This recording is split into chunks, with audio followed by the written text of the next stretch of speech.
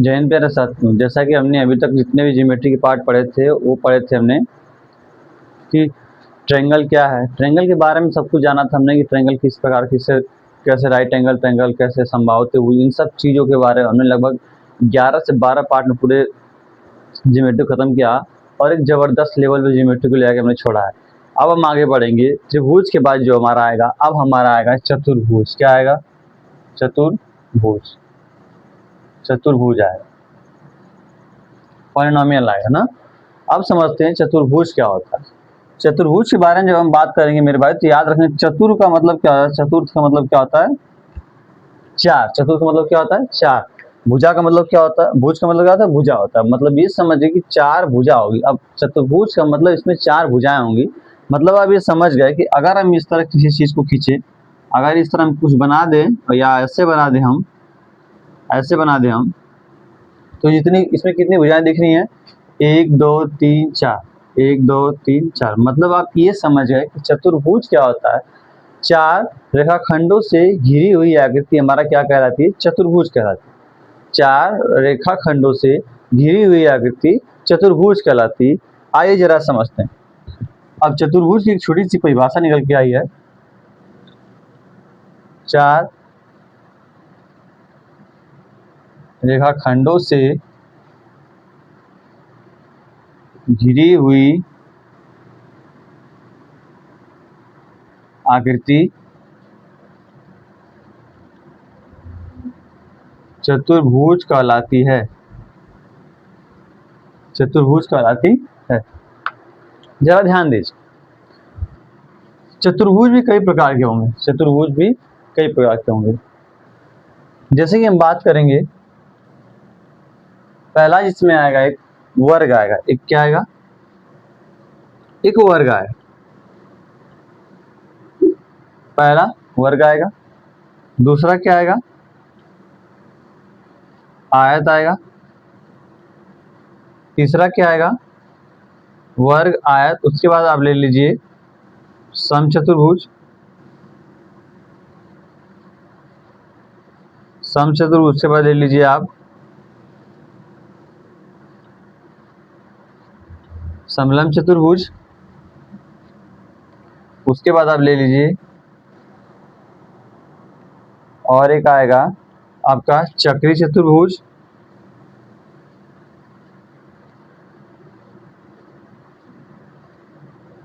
लगभग ये 5 है जो मेन है आपके। लगभग ये 5 जो कि आपके लिए मेन है। आज हम इनके बारे में बात करेंगे। जो एक दो दिख रहा है आपको, एक मिलेगा आपको उत्तर चतुर्भुज, एक अवतल चतुर्भुज मिलेगा और एक काइट मिलेगा, यानी पतंग जो मिलेगा। उन तीनों के बारे में हम कल बात करेंगे। आइए जरा समझते हैं। आप सबसे पहले आप ध्यान देंगे तो क्या मिलेगा? आपको बताया गया था कि समांतर समांतर रेखाएं क्या है। एक चीज, मेन चीज जो छूट गया इसमें, जिसे हम पहले पढ़ेंगे, ये हो गया और उम्मीद है समझ गए। इसको हम लिखते हैं आगे, देखिएगा। इसको 2 बना लीजिए और इसको बना लीजिए 5, इसको बना लीजिए 6। पहला ही हम पढ़ेंगे समांतर चतुर्भुज। समांतर चतुर्भुज पढ़ेंगे। जरा ध्यान दीजिएगा, समांतर चतुर्भुज से आप क्या देख रहे हैं? ध्यान दीजिएगा, समांतर चतुर्भुज से क्या देख रहे हैं आप? समांतर का मतलब होता है, अब रेखाओं की बात होगी। यहाँ पर किसकी बात होगी? हमने पिछली वीडियो में बताया था कि समांतर रेखाएं क्या होती है। एक ऐसी रेखा जो एक दूसरे को कभी आपस में प्रतिच्छेद न करे। एक ऐसी रेखा जो एक दूसरे को आपस में कभी प्रतिच्छेद न करे, वो हमारी कहलाती हैं समांतर रेखाएं। क्या कहलाती हैं? समांतर रेखाएं। इसी तरह जब हम समांतर चतुर्भुज की बात करेंगे तो पता याद रखिएगा कि समांतर चतुर्भुज एक ऐसा चतुर्भुज जिसकी सम्मुख भुजाएं, सम्मुख का मतलब आमने सामने की भुजाएं, जिसकी सम्मुख भुजाएं आपस में बराबर होती हैं और क्या होती हैं? समांतर होती हैं। वो हमारी क्या कहलाती हैं? समांतर चतुर्भुज कहलाती हैं। जरा ध्यान दीजिएगा, समांतर चतुर्भुज से आप क्या समझते हैं? सम्मुख भुजाएं बराबर, सम्मुख भुजाएं बराबर व समांतर होंगी। क्या होंगी? सम्मुख भुजाएं बराबर व क्या होंगी? समांतर होंगे। इसका मतलब आप समझिएगा, जैसे कि बात करेंगे हम, अगर हमारे पास कोई एक चतुर्भुज दे दिया गया आपको, ये ऐसे कोई हमारा चतुर्भुज बना दिया गया है, चतुर्भुज का नाम ए रखते हैं, ये बी रखते हैं, ये सी रखते हैं और ये क्या रखते हैं हम, डी। हो जाएगा। तो ये वाली भुजा इस भुजा के समांतर होगी और ये वाली भुजा इस भुजा क्या होगी, समान। सम्मुख का मतलब जस्ट आमने सामने, जस्ट आमने सामने। आप ये समझ गए कि समांतर चतुर्भुज की सम्मुख भुजाएं आपस में बराबर हो क्या होती हैं, समांतर होती हैं। वो हमारी क्या कहलाती है, समांतर चतुर्भुज कहलाती है। मतलब एक ऐसा चतुर्भुज जिसकी सम्मुख भुजाएं यानी आमने सामने की भुजाएं बराबर व समांतर हो, वो हमारी क्या कहलाती हैं, समांतर चतुर्भुज कहलाते हैं। अब ध्यान दीजिएगा, चतुर्भुज के कुछ प्रॉपर्टीज के बारे में बात करेंगे। चतुर्भुज में कितने शीर्ष होते हैं टोटल, टोटल 4 शीर्ष होते हैं। कितने शीर्ष होते हैं, टोटल 4 शीर्ष होते हैं। चतुर्भुज में कितने शीर्ष होते हैं, टोटल 4 शीर्ष होते हैं। 4 भुजाएं होती हैं और 4 क्या होते हैं, कोण होते हैं। क्या होते हैं, 4 कोण होते हैं। अब समझने वाली बात यह है कि सम्मुख कोण क्या होता है, संलग्न कोण क्या होता है, संलग्न भुजाएं क्या होती हैं, उभयनिष्ठ शीर्ष क्या होता है। अब इसके बारे में हम जानेंगे, जरा आइएगा देखिएगा। मुझे समांतर चतुर्भुज समझ में आ गया। अब हम चतुर्भुज के बारे में बात पता करते हैं। हमारे पास एक चतुर्भुज है, हमारे पास एक चतुर्भुज है। ये चतुर्भुज दिख रहा है आपको हमारे पास, ए बी सी और ये डी। जरा देखिए क्या करना। शीर्ष क्या होते हैं, जो इनका कोना होता है। ध्यान दीजिएगा, जहां पर ये दिख रहा है आपको, एक ये और ये वर्टिक्स, जिसको क्या बोलते हैं, वर्टिक्स बोलते हैं। शीर्ष क्या आएगा, शीर्ष ए है, बी है, सी और ये क्या, डी है। मतलब एक चतुर्भुज में टोटल कितने शीर्ष होते हैं, 4 शीर्ष, ए बी सी और ये डी। और कोण कितने होंगे, आप देखेंगे तो यही कोण है, कोण ए, कोण बी, कोण सी और कोण डी। इसमें कोण कितने होंगे यानी एंगल कितने होंगे, कोण ए, कोण बी, कोण सी और कोण डी। हो जाएगा। आगे देखिएगा, अब जब आप देखेंगे तो क्या मिलेगा आपको। अब भुजाओं की बात करें, इसमें कितनी भुजाएं हैं, भुजाएं भी 4 हैं, 1 2 3 ये 4। पहली भुजा ए बी, पहली भुजा ए बी, दूसरी भुजा बी सी, दूसरी भुजा बी सी और तीसरी भुजा सी डी और चौथी भुजा डी ए। याद रखिएगा, ए बी को हम बी ए भी लिख सकते हैं, बी सी को हम सी बी भी लिख सकते हैं और सी डी को हम डी सी भी लिख सकते हैं और ए डी को हम डी ए भी लिख सकते हैं। अब ऐसा क्यों, क्योंकि जब यहाँ से यहाँ जाएंगे आप, मान लेते ये दूरी 5 है, कितनी है दूरी, 5 है। जब यहाँ से यहाँ तक जाएंगे आप तो 5 मिलेगा आपको। क्या इधर से इधर आएंगे तो भी 5 मिलेगा आपको। मतलब आप समझ गए कि ए बी भुजा को हम बी ए भुजा भी लिख सकते हैं। अब आगे देखिए, शीर्ष हो गया, कोण हो गया और भुजा हो गया। इसके बाद हम बात करेंगे संलग्न भुजाएं।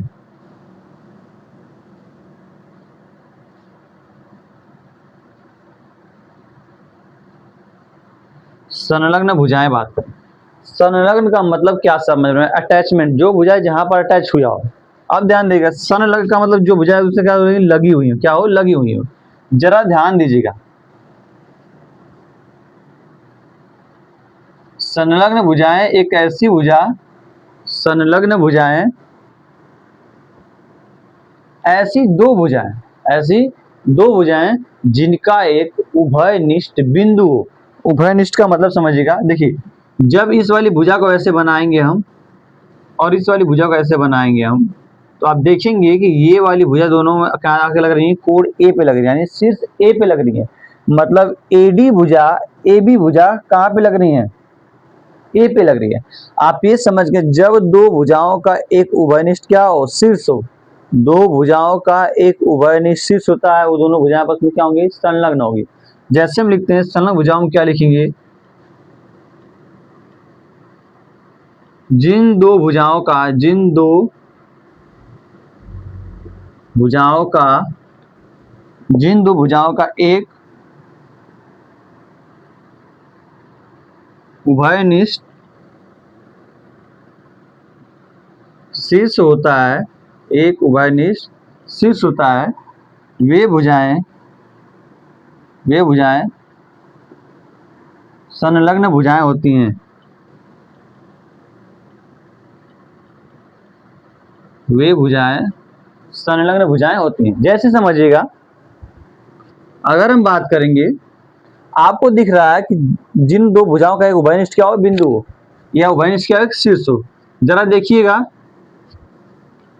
क्या मिलेगा आपको। आप देखेंगे कि अगर भुजा AD को दिखी जाए और भुजा AB को देखी जाए, ये दोनों भुजाएं कहाँ की मिल रही हैं, यहाँ पर एक मिल रही है। मतलब आप ये समझ गए कि जहां AD और AB, जहां AD या DA तथा AB का उभयनिष्ठ बिंदु या शीर्ष, उभयनिष्ठ शीर्ष A है। अतः ये संलग्न भुजाएं हैं। अतः ये संलग्न भुजाएं, जरा ध्यान दीजिएगा, अतः ये क्या है, संलग्न भुजाएं हैं। आगे देखिएगा क्या आने वाला है।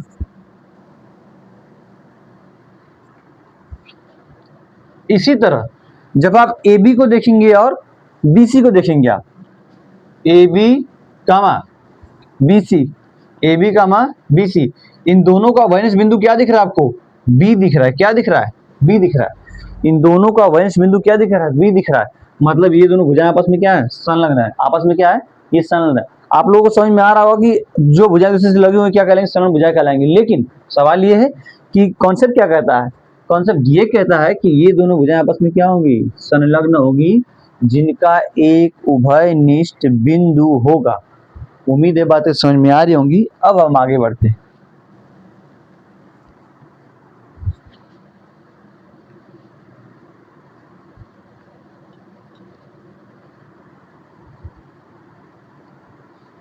आगे देखिएगा,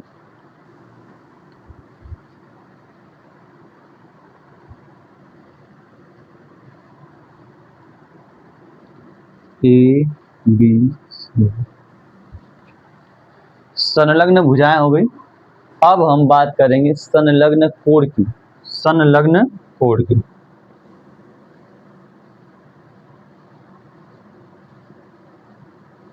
संलग्न कोण या संलग्न शीर्ष, ध्यान दीजिएगा। अब एक ही भुजा पर बने दो कोण, एक ये वाला कोण और एक ये वाला कोण। आपको दिख रहा है कि ये वाला कोण और ये वाला कोण, ये दोनों कोण किससे लग रहे हैं, AB से लग रहे हैं। किससे लग रहे हैं, AB से लग रहा है। मतलब आप ये समझिए कि एक ही भुजा से बने दो कोण क्या होंगे, आपस में संलग्न होंगे, या ऐसे दो कोण जिनकी एक उभयनिष्ठ क्या हो, भुजा हो। देखिए, अगर हम AB को हटा देंगे तो कोण नहीं बनेगा। मतलब अब ये समझ गए हैं कि अगर हम इसको इससे मिला दें तो कोण बनेगा, तो कोण क्या हो जाएगा, बन जाएगा। मतलब अब ये समझिए कि ऐसे दो कोण जिनका एक उभयनिष्ठ क्या हो, भुजा हो, ऐसे दो कोण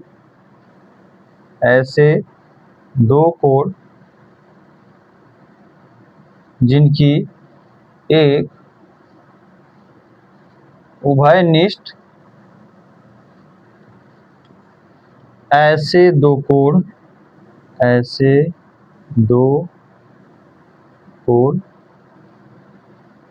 जिनकी एक उभयनिष्ठ भुजा हो, ये संलग्न कोण कहलाएंगे। ये क्या कहलाएंगे, संलग्न कोण कहलाते हैं। जरा समझिएगा, मतलब कोण A तथा कोण B की उभयनिष्ठ भुजा, कोण A तथा कोण B की उभयनिष्ठ भुजा क्या है, AB है। क्या है, AB है। क्या है, AB। देखिए, अगर ये न होता ना तो शायद होता ही नहीं, कोण, ये कोण होता ही नहीं। अगर ये है तो ये दोनों कोड है। उम्मीद है बातें समझ में आ रही हैं। ये दोनों कोड आपस में किस वजह से लगे हुए हैं? ABC तो लगे हुए हैं। इसी तरह BC की बात करेंगे, कोड B तथा कोड C। कोड B तथा कोड C की उभयनिष्ठ भुजा क्या दिख रही है आपको? कोड B तथा कोड C की उभयनिष्ठ भुजा क्या दिख रही है आपको? BC दिख रही है। क्या दिख रही है? BC दिख रही है। क्या दिख रही है? BC। क्लियर है? उम्मीद है चीजें समझ में आई होंगी। अब हम आगे बढ़ते हैं।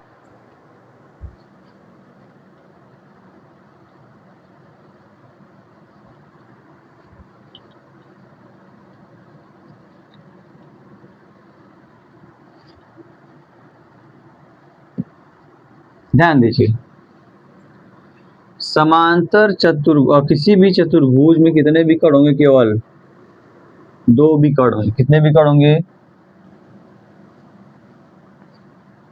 कितने विकर्ण होंगे? केवल 2 विकर्ण होंगे।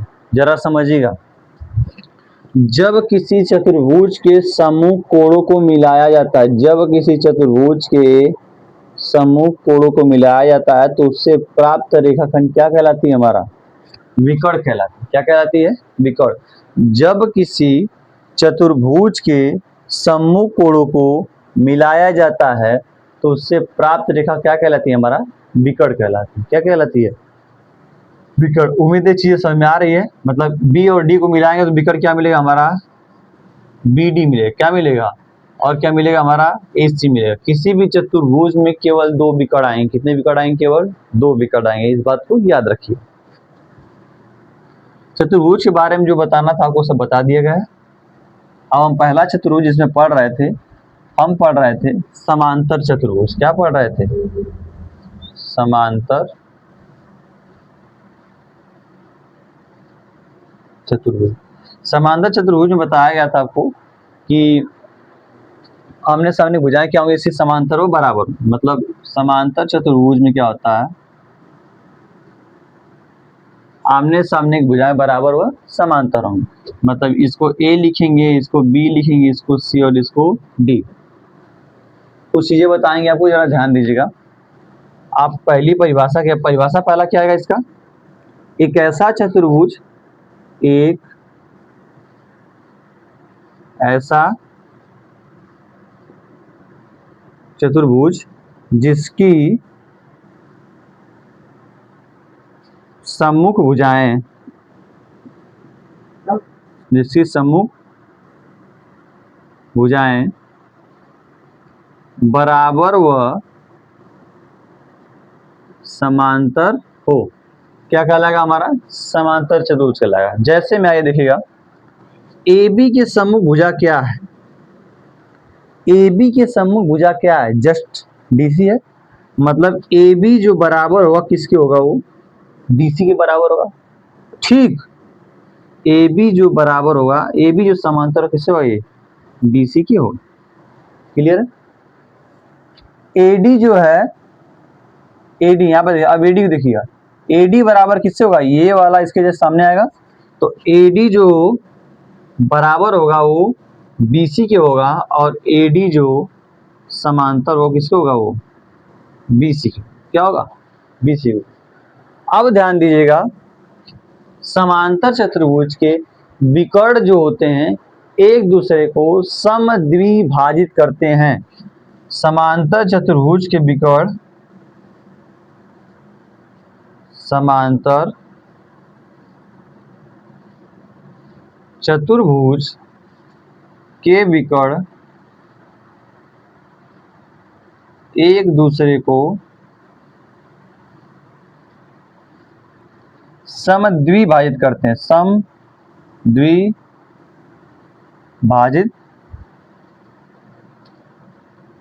करते हैं। इसका मतलब क्या समझ रहा है? जरा ध्यान दीजिए। अगर मैं यहां से यहां पर विकर्ण बनाऊं, ये विकर्ण हो गया हमारा। अब यहाँ से यहाँ वहां क्या बना दिया हम उसको? ये विकर्ण बना दिया। ये विकर्ण बन गया। अब ध्यान दीजिएगा, मान लेते हैं कहां पर काटते हैं? बिंदु O पर काटते हैं। कहां बात करते हैं? समद्विभाजित का मतलब हम आपको बताए थे कि 2 बराबर भागों में काट देना। 2 बराबर भागों में काट देना। समद्विभाजित का मतलब 2 बराबर भागों में क्या करना? काट देना। ये रेखा ऐसे जा रही है और ये रेखा ऐसे जा रही है, तो दोनों आपस में एक दूसरे क्या करेंगे? समद्विभाजित करेंगे।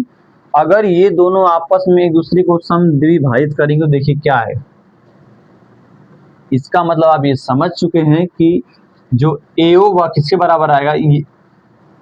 अगर AC है, तो पूरा हमारा AC है और इसको ये रेखा काट दे रही है, दो बराबर भागों में काट रही है, मतलब जो ये वाला भाग होगा और ये वाला भाग दोनों आपस में क्या होंगे, बराबर होंगे।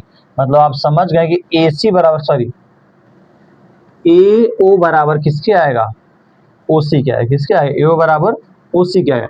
इसी तरह जब OB किसके बराबर आएगा, OD क्या आएगा, OB बराबर किसके आएगा, OD के आएगा। उम्मीद है चीजें समझ में आ रही होंगी, ठीक है। समांतर चतुर्भुज के बिकॉर्ड एक दूसरे को क्या करते हैं, समद्विभाजित करते हैं। आपके सामने दिख रहा है आपको, AO बराबर क्या आएगा, OC आएगा और OD बराबर क्या आएगा, OB आएगा। यहाँ तक ये बात थी समांतर चतुर्भुज के कुछ बारे में। अब हम आगे बढ़ेंगे वर्ग में, क्या बढ़ेंगे, वर्ग में।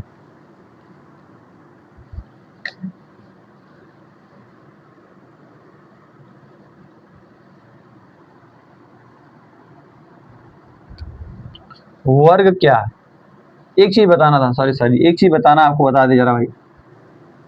समांतर चतुर्भुज में देखिएगा, ए हो जाएगा, ये बी हो जाएगा, ये सी और ये क्या हो जाएगा, डी। दो चीजें बतानी थी अभी। समांतर चतुर्भुज में संलग्न कोणों का योग कितना होता है, 180 अंश। कितना होता है, 180 अंश।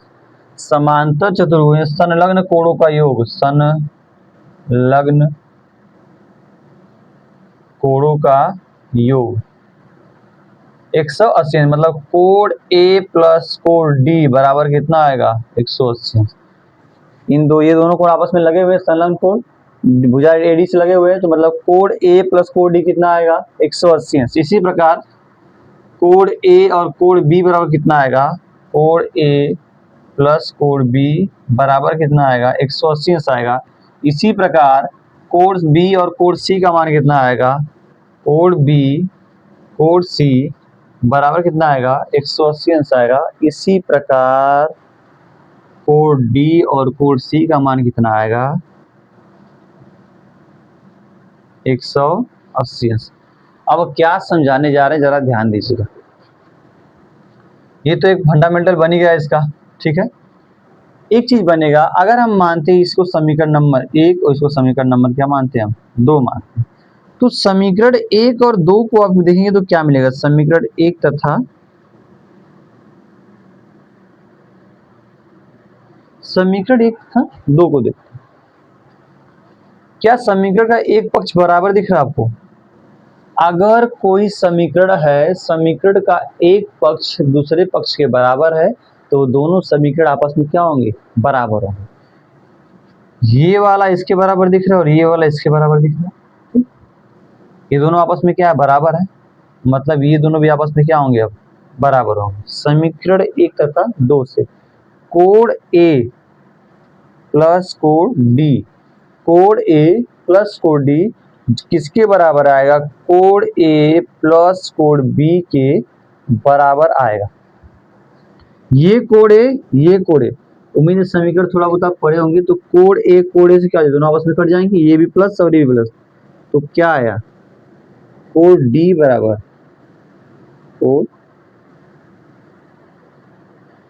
कोण डी बराबर क्या आया, कोण बी आया। कोण डी कोण बी के बराबर है, मतलब ये वाला कोण इस कोण क्या आया, बराबर। क्या इसी प्रकार कोण ए कोण सी के बराबर आएगा, और इस समीकरण इस समीकरण से ले तो, और सी कट जाएगा तो कोण बी बराबर कोण डी आएगा, तो बात क्लियर है। इसी प्रकार अगर हम लेंगे ये वाला कोण प्लस ये वाला कोण और ये वाला कोण प्लस ये वाला कोण, मतलब आप कोण इसको ले लीजिए और क्या ले लीजिए, इसको और इसको हम लेंगे तो पता चलेगा बी और बी क्या हो जाएंगे, आपस में कट जाएंगे, क्या बचेगा, कोण ए बराबर कोण सी, मतलब कोण ए बराबर कोण सी। क्या मिला आपको देखने के लिए ये मिला कि समांतर चतुर्भुज के सम्मुख कोण आपस में क्या होते हैं, बराबर होते हैं। समांतर चतुर्भुज के सम्मुख कोण बराबर होते हैं। समांतर चतुर्भुज के सम्मुख कोण क्या होते हैं आपस में? बराबर होते हैं। जिस तरह कोण डी बराबर कोण बी और कोण ए बराबर क्या है? कोण सी। क्लियर है? उम्मीद है यहां तक ये बातें समझ में आई होंगी आपको। अब हम चलते हैं नेक्स्ट वीडियो में आपसे मिलेंगे, तब के लिए जय हिंद जय भारत।